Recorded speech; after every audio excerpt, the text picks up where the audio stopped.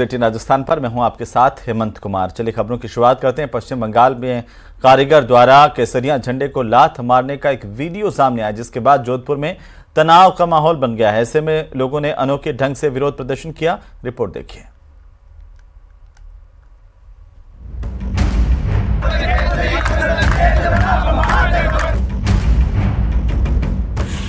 केसरिया का अपमान नहीं सहेगा हिंदुस्तान, अनोखा विरोध प्रदर्शन, हनुमान चालीसा का गुणगान। इस दुकान के सामने बैठकर हनुमान चालीसा उस बेअदबी के लिए की जा रही है जो बंगाल के एक कारीगर ने की। आप केसरिया ध्वज के साथ बदतमीजी का जरा ये आलम देखिए।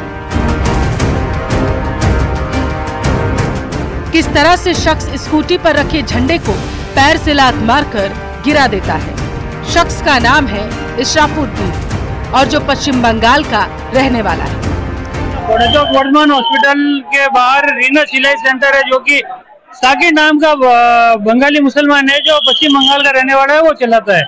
उसका कोई स्टाफ है, उसने भगवा ध्वज को, जो हिंदुओं की धार्मिक भावनाओं का प्रतीक है, उसको नीचे सड़क पर गिराकर उसके ऊपर जूते मारे। क्षेत्रवासियों ने उसे मौके पर पकड़ लिया, पर उस दुकान का जो मालिक है साकिर, जो कि यहाँ पर पूरा गिरोह चला रहा है, वो इन सबको बना दे रहा है। केसरिया के अपमान का वीडियो जैसे ही सोशल मीडिया पर वायरल हुआ तो शहर में तनाव भरा माहौल बन गया। आक्रोशित व्यापारियों ने बाजार बंद करवा दिया। प्रशासन के खिलाफ जमकर नारेबाजी की गई। उधर विरोध प्रदर्शन करते हुए लोगों ने भीतरी शहर घोड़ा का चौक क्षेत्र में मौजूद दुकान के सामने बैठकर हनुमान चालीसा पढ़ी और अलग ढंग से विरोध जताया। के द्वारा बालाजी महाराज का झंडा रौंदा गया, इसको लेकर लोगों में भारी रोष है। ये आगे भी 2 साल पहले आखत इस पर इसी मोहल्ले में हमला हुआ था, इसके अंदर बहुत ज्यादा नुकसान पहुंचाया था। अभी 3 दिन से लगातार 3-4 दिन से कभी कोई घटना कभी कोई घटना। जोधपुर अपने हाथ का शहर है, उसका माहौल बिगाड़ने की कोशिश की जा रही है और यहाँ पे सारे मोहल्ले वासियों लोग इकट्ठे हुए। इनकी एक ही डिमांड है, इस कारीगर का जो मालिक है उसको पकड़ा जाए। घटना के बाद से इलाके में तनाव बढ़ गया। सूचना पर पुलिस मौके पर पहुंची और मोर्चा संभाला। डीसीपी आलोक श्रीवास्तव भी घटना स्थल पर पहुंचे और लोगों को आश्वस्त किया गया कि नियमानुसार सख्त कार्रवाई अमल में लाई जाएगी। तो दुकान के सामने केसरिया रंग के झंडे के साथ बेअदबी का मामला सामने आया है, जिसमें जिसके द्वारा बेअदबी करना बताया गया, उसको ले जाकर के अभी थाने पर डिटेन किया गया है। वहीं स्थानीय लोगों ने बताया है कि इस दुकान के मालिक, जो खुद मूल रूप से पश्चिम बंगाल का निवासी है, ऐसे में उसके खिलाफ भी कार्रवाई होनी चाहिए। इस घटना के बाद से इलाके में आक्रोश है। इस मामले को लेकर एक मुकदमा जो है थाने में दर्ज करवाया गया है और साथ ही इन्होंने मांग की है कि जो आंकड़ा ये बता रहे हैं 15 से 16 हजार पश्चिमी बंगाल के कारीगर यहाँ पर काम करते हैं, उनका आइडेंटिफिकेशन किया जाए, उनकी जो है आईडी जांची जाए। इसके अलावा संदेह यह भी जताया जा रहा है कि बंगाल से जो रोहिंग्या मुस्लिम है वो भी यहाँ पर काम करते हैं। इस तरह की आशंका व्यक्त की गई है। किस तरह से पुलिस इस मामले को आगे जांच में बढ़ाती है, देखने वाली बात होगी। कैमरामैन समीर खान के साथ चंद्रशेखर व्यास, न्यूज़ 18 राजस्थान, जोधपुर। और इसी बीच राजसमंद के खमनोर इलाके से इस वक्त की सबसे बड़ी खबर मिल रही है। बनास नदी में भीषण आग लगी है। किनारे पर करीब 1 किलोमीटर क्षेत्र में आग लगने की जानकारी सामने आ रही है। बनास नदी के किनारे वन्य संपदा में आग लगने की खबर मिल रही है। बड़ा भानुजा से छोटा भानुजा के बीच नदी के किनारे पर यह भीषण आग लगी है, जिससे सूखी घास और झाड़ियां जलकर खाक हो गई। काफी दूर तक आग की लपटें देखी जा सकती है। ग्रामीणों ने अपने स्तर पर इस आग पर काबू पाने की कोशिश की है और घास जल गई। नदी के किनारे की वन्य जीव संपदा जली है, वहीं अपने आप ये आग इसके बाद बुझ गई। में हंगामा हुआ और इसके बाद अब बढ़ते हैं जम्मू कश्मीर के पहलगाम में 26 नागरिकों की हत्या करने के विरोध में भीलवाड़ा में भी विरोध प्रदर्शन देखने को मिला। हिंदू संगठनों की ओर से अलग अलग इलाकों में विरोध प्रदर्शन कर कड़ी कार्रवाई की मांग की जा रही है। ये तस्वीरें भीलवाड़ा की, जहां पर लोगों का आक्रोश दिखा और इसी के तहत विश्व हिंदू परिषद की ओर से भीलवाड़ा शहर के मुख्य चौराहों मार्गों पर पाकिस्तान मुर्दाबाद के पोस्टर चिपकाए गए। इसके बाद इस दौरान आतंकी हमले में मारे गए लोगों की शांति के लिए श्रद्धांजलि भी अर्पित की गई।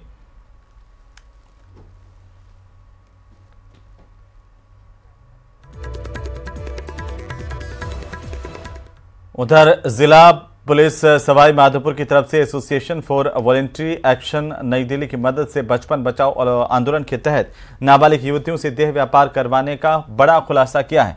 पुलिस की तरफ से 19 नाबालिग लड़कियों को मौके से डिटेन किया गया। एनजीओ से एक सदस्य ने उनकी संस्था की ओर से एसपी ममता गुप्ता से संपर्क किया था। एसपी ने मामले में एक टीम का गठन किया, जहां टीम को यूज अनयूज अश्लील सामग्री शराब मिली। पुलिस की टीम ने देह व्यापार करवाने वाली 4 महिलाओं को भी गिरफ्तार कर लिया। फिलहाल चारों महिलाओं से पूछताछ जारी है।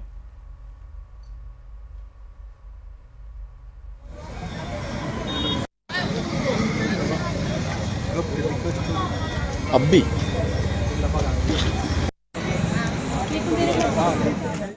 इस इन्फॉर्मेशन के साथ आज हम लोगों ने फिर एसपी मैडम से रिक्वेस्ट करके उनको इन्फॉर्मेशन शेयर किया और फाइनली उन्होंने उनके नेतृत्व उनकी लीडरशिप में एक स्पेशल टीम का गठन किया गया, जिसको लीड करते हुए यहाँ के डिप्टी एसपी मनीष शर्मा साहब ने उनके नेतृत्व में फिर एक रेस्क्यू ऑपरेशन चलाया गया और उसमें हम लोग जो आप देख ही रहे हैं करीब 19 माइनर लड़कियों को रेस्क्यू कराने में कामयाब हुए हैं और 4 महिलाएं ऐसी हम लोगों को मिली जो एक्यूज्ड हैं हमारी नज़र में फिलहाल। और जो उधर जोधपुर जिले के बालेसर में भारतमाला एक्सप्रेस हाईवे पर बड़ा हादसा हुआ है। देवगढ़ गांव के पास में हरियाणा जा रहा डामर से भरा हुआ एक ट्रेलर पलट गया, जिससे ट्रेलर में आग लग गई। ट्रेलर में डामर के 210 ड्रम लदे थे। सूचना पर बालेसर थाना के हेड कांस्टेबल की टीम मौके पर पहुंची। पुलिस ने बताया कि ट्रेलर के आगे का टायर फटने के चलते यह हादसा हुआ। टायर फटते ट्रेलर बेकाबू होकर पलट गया, जिससे उसमें आग लगी और ड्राइवर ने सूझबूझ दिखाई कूद करके अपनी जान बचा ली। हादसे में किसी जनहानि की खबर नहीं है।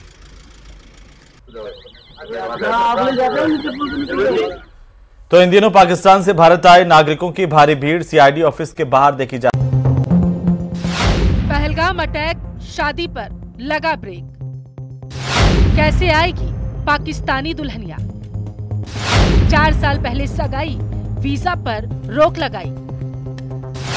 दूल्हा बैठा तैयार, बॉर्डर खुलने का इंतजार।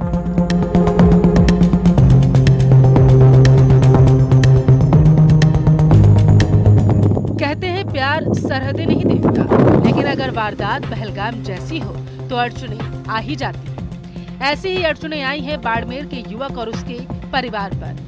इंद्रोली गांव के रहने वाले शैतान सिंह परिवार के साथ अमरकोट जाने के लिए निकले, लेकिन सिक्योरिटी एजेंसियों ने अटारी बॉर्डर से उन्हें लौटा दिया, क्योंकि 22 अप्रैल को हुए पहलगाम अटैक के बाद बॉर्डर बंद है। दूल्हे शैतान सिंह ने बताया कि 4 साल पहले पाकिस्तान के अमरकोट की केसर कंवर से सगाई हुई थी। 3 साल से परिवार वीजा की कोशिश कर रहा था, लेकिन वीजा नहीं लगा और अब जब वीजा लगा तो यह वारदात हो गई। दूल्हे ने कहा कि आतंकवादियों ने जो कुछ किया वह गलत है। मेरी 30 अप्रैल को शादी है। शादी थी मेरी है तो रुकावट हो गई, उसमें नहीं जाने दे रहे हैं तो रुकावट हो गई। अब क्या करें, बॉर्डर का मामला है। देश ने डिसीजन लिया सही लिया, जो उन्होंने आतंकवादियों ने हमला किया था इतना नहीं, उन्होंने डिसीजन लिया सही लिया होगा, जो भी है देखते हैं। जो आतंकवादियों ने किया है वो तो गलत किया है उन्होंने। उधर परिजनों ने बताया कि 18 फरवरी को पिता, भाई और उनका वीजा क्लियर हुआ। तीनों 23 अप्रैल को वाघा अटारी बॉर्डर के लिए रवाना हुए। हमले के बाद 24 अप्रैल को बॉर्डर बंद कर दिए गए। वीजा की समय सीमा 12 महीने।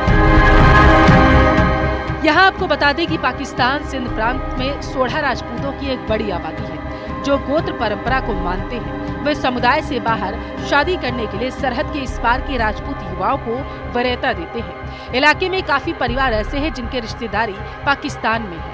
फाइनेंस का काम करने वाले शैतान सिंह की भी शादी इस तरह रिश्तेदारी से तय हुई थी। ऐसे में अब देखना ये होगा कि शैतान सिंह की शादी आखिर कब होती है। Bureau report, news 18 Rajasthan.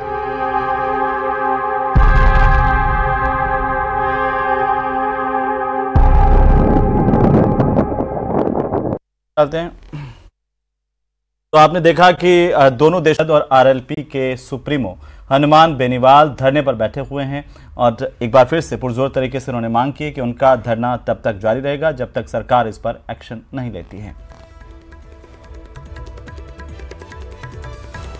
Beniwal जी बना रहे और उससे पहले भी जगह जगह राष्ट्रीय लोकतांत्रिक पार्टी प्रदर्शन भी कर रही थी। ऐसा ही भर्ती की जो संघर्ष समिति बनी हुई है वो लंबे टाइम तक संघर्ष ही कर रही थी। बच्चे टंकी पे भी 3 दिन तक ऐसा ही भर्ती को रद्द कराने को लेकर 3 दिन तक बच्चे अपनी जान हथेली भी रख के टंकी पे चढ़े और आज तक इस आंदोलन को संघर्ष समिति ने जिंदा रखा।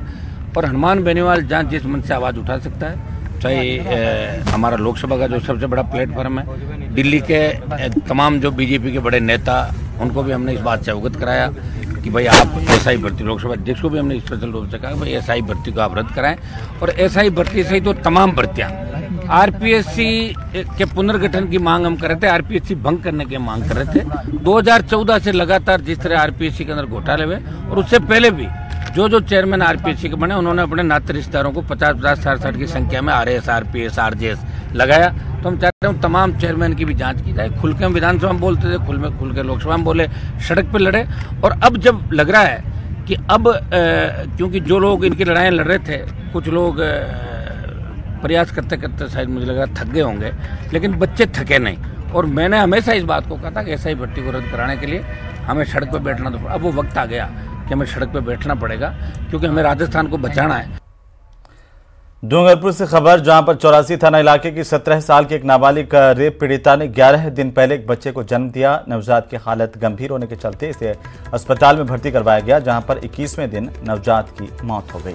पीड़िता ने एक युवक पर 8 महीने पहले रेप का आरोप लगाया है। घटना को लेकर पुलिस अब जांच कर रही है। पुलिस के मुताबिक रेप पीड़िता ने मामला दर्ज करवाया। रिपोर्ट में बताया कि 8 महीने पहले आरोपी युवक उसके घर पर आया। उस वक्त नाबालिग के माता पिता और परिवार के कोई लोग घर पर नहीं थे।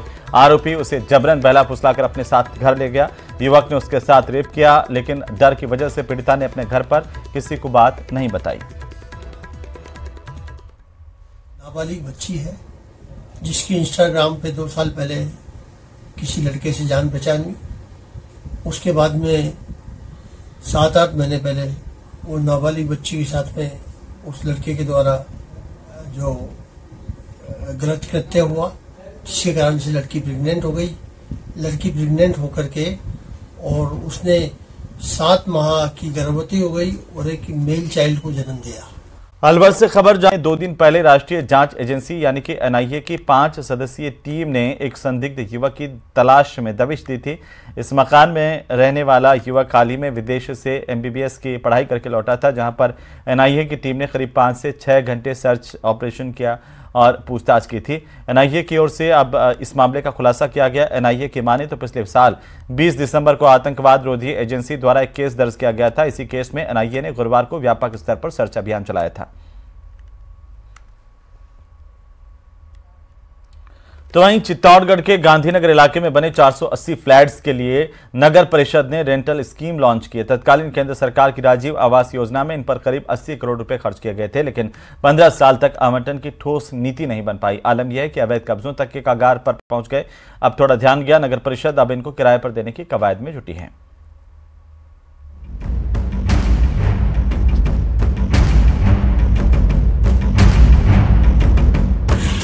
ये है चित्तौड़गढ़ जिले का गांधीनगर इलाका, जहां शहरों को कच्ची बस्ती मुक्त करने के इरादे से तत्कालीन यूपीए सरकार ने राजीव आवास योजना लागू की।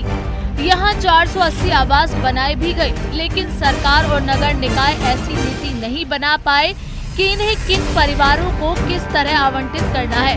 करीब 80 करोड़ रुपए की लागत से इन फ्लैट्स को बनाया गया, लेकिन कई साल बीतने पर आवंटन की ठोस नीति नहीं बनी, जिसके चलते अब ये फ्लैट खंडर बन गए हैं। यहाँ के हालात बद से बदतर हो चुके हैं। मैं सहयोगी से कहना चाहूंगा कि यहाँ के हालात दिखाएं कि किस तरह के हैं। झाड़ियों के बीच से, दुर्गम रास्तों की वजह से यहाँ पर जो फ्लैट्स हैं वहां पर जाना भी दुभर हो चुका है। एक फ्लैट्स की बात की जाए तो 1 BHK यानी कि 1 रूम किचन लेट बाथ का ये फ्लैट्स है, जो न्यूनतम रेट्स पर लोगों को उपलब्ध कराने की जरूरत है, लेकिन उचित योजना और सरकारी उदासीनता के अभाव में आज ये दूरदर्शित होते नजर आ रहे हैं।